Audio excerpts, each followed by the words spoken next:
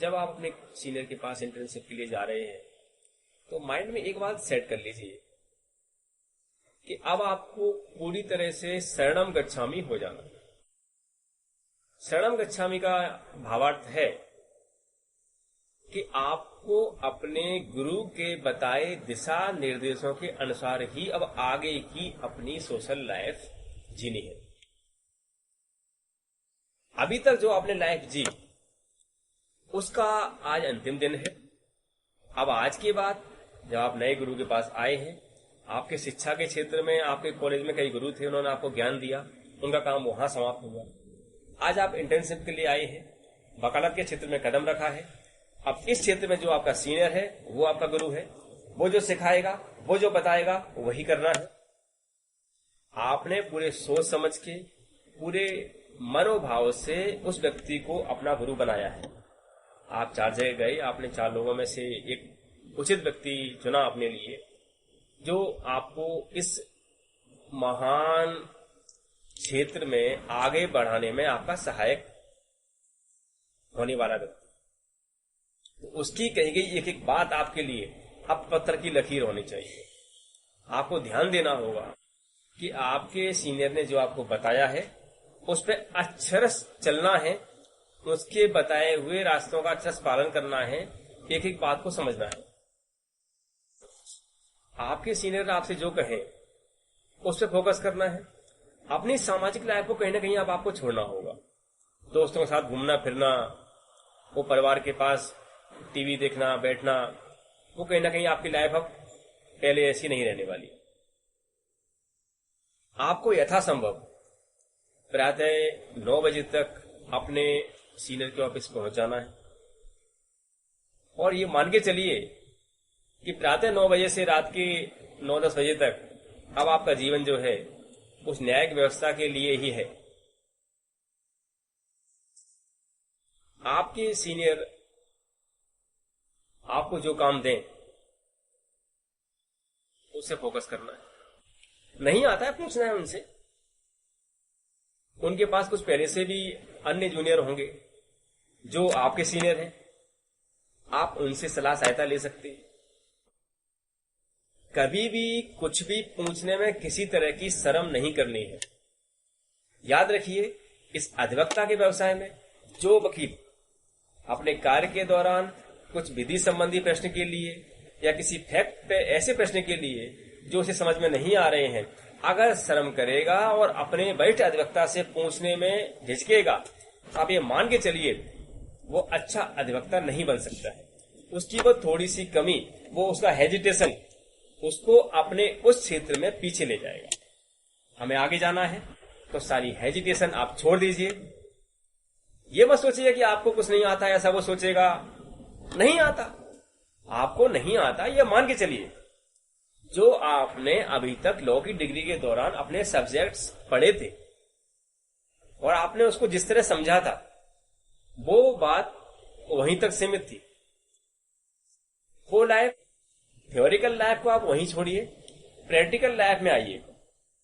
Practical life advocates की बिल्कुल अलग है। आप ये मान के चलिए कि वो लाइफ जो आप कॉलेज में पढ़ रहे थे, आपको लग रहा था वो मूट कोर्ट में वो जज साहब बैठे हैं, ये वकील साहब हैं, ये वकील साहब हम हैं, और हमने आर्गूमेंट की, हम केस जीत गए, जज साहब ने ऑर्डर कर दिया, हमने बहुत अच्छे वकील का काम किया।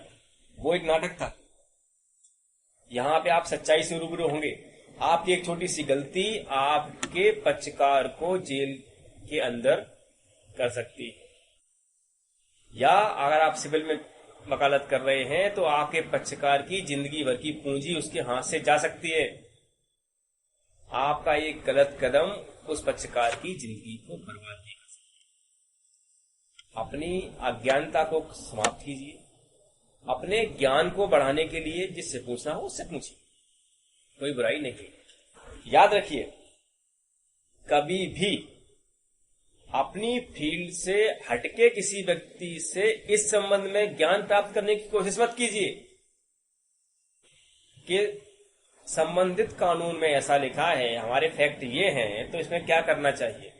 इसके लिए केवल और केवल अधिवक्ता ही वो व्यक्ति है जिससे आप सलाह ले सकते हैं। यहाँ अधिवक्ताओं में वो न्यायाधीश भी शामिल हैं जिनसे आपके पारिवारिक टर्म्स हैं, और पारिवारिक टर्म्स ना भी हों, जिस न्यायालय में आप प्रैक्टिस कर रहे हैं उस न्यायालय में पदस्थ न्यायाधीशों से भी आप एक अधिवक्ता के नाते कुछ विधि संबंधी ज्ञान की जानकारी ले सकते हैं।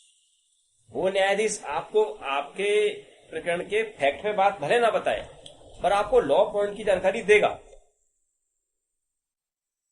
तो हमें करना क्या है, उस पर ध्यान दीजिए। सीखने के लिए कोई छोटा बड़ा नहीं है, जिससे ज्ञान मिले उससे ज्ञान लीजिए। तो अब हमें करना क्या है? सबसे महत्वपूर्ण आप ये याद रखिए, इंडियन लॉ जो कि ब्रिटिश भारत की देन है, तो जो मेन फैक्टर है वो यही निकलेगा कि सारे law books, judgement, supreme courts, high courts के आपको इंग्लिश में मिलेंगे। आपको अंग्रेजी पर अपनी अच्छी कमांड करनी होगी, अन्यथा आप कहीं ना कहीं पीछे रह जाएंगे। अपने पक्षकार को न्याय दिलाना है तो आपको अंग्रेजी को सीखना होगा। स्कूल लाइफ में, कॉलेज लाइफ में जो इंग्लिश आपने सीखी, यहां वो नहीं चलेगी। ग्रामर इंग्लिश की सब समान होती है। जो ग्रामर आपने अभी तक सीखी है वो ग्रामर तो काम आएगी, पर वो मीनिंग्स अब यहां बदल चुके हैं। एक विधि जगत की शब्दावली ही अलग है। स्थिति ये रहती है कि हाई कोर्ट, सुप्रीम कोर्ट के जजमेंट एक सामान्य पढ़ा लिखा व्यक्ति जिसे अंग्रेजी बहुत अच्छी तरह आती है वो समझ नहीं पाता है, क्योंकि टोटली लीगल लैंग्वेज का यूज न्यायिक निर्णय में होता है। तो आपको अपनी इंग्लिश अच्छी करनी है, लीगल वर्ड्स याद करने हैं। ये आप समय के साथ साथ आप जैसे आगे बढ़ते जाएंगे आप सीखते भी जाएंगे। इंग्लिश में कमांड होनी चाहिए आपकी, ये कंपलसरी है। और ये मान के चलिए आपकी इंग्लिश अच्छी होगी तो आप इस फील्ड में बहुत तेजी से आगे जाएंगे। अब करना क्या है, फोकस कीजिए अपने उस काम पे जो आपके सीनियर ने आपको दिया।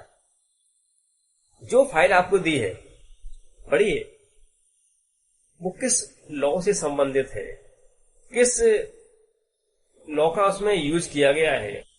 वो क्रिमिनल की फाइल है तो आप नोट करें वो किस सेक्शन में क्या अपराध दर्ज हुआ था। सिविल और क्रिमिनल की वकालत के लिए मैं अलग से टॉपिक बनाऊंगा जिससे आपको थोड़ा आसानी हो समझने में। सामान्य बात करें, एक सामान्य अधिवक्ता के लिए, चाहे वो सिविल हो, क्रिमिनल हो या किसी भी फील्ड में जाए, उसके लिए बात की जाए तो उसका ध्येय निश्चित है, वकालत उसे अब करनी है। कोर्ट बिल्डिंग में वो आ चुका है। प्रारंभिक जीवन में किसी भी तरह की बोरियत ना हो, तो कहीं ना कहीं अपनी वो चमकदार सोशल लाइफ को छोड़ के एक ऐसी फील्ड में आया है जहां उसके लिए सब कुछ अनजाना है।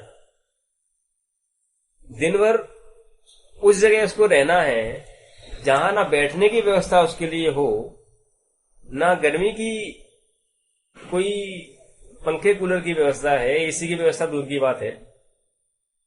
तो ऐसी स्थिति में काम कैसे करना है, वो फोकस करने की बात है। कुछ लोग प्रारंभिक जीवन की ये कठिनाइयां देख के ही भाग जाते हैं। याद रखिए, इन प्रारंभिक कठिनाइयों से जो व्यक्ति भाग जाता है, इस बात का रिकॉर्ड है कि वो अधिवक्ता तो नहीं बन पाया, किसी और फील्ड में भी वो सक्सेस नहीं हो पाता।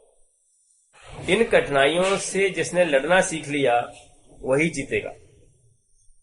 कैसे लड़ना है, मन पक्का कीजिए और अपने सीनियर की दी हुई फाइल का पूरी तरह से अध्ययन कीजिए।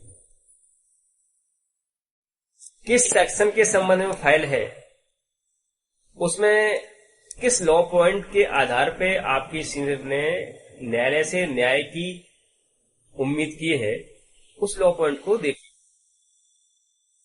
आपने अभी तक जो एलएलबी के दौरान पढ़ाई की, आपने कई लेखकों की लॉ बुक्स ली होंगी। अब समय है आप सभी जो भारतीय मुख्य कानून हैं उनके लिए बेयर एक्ट्स लीजिए।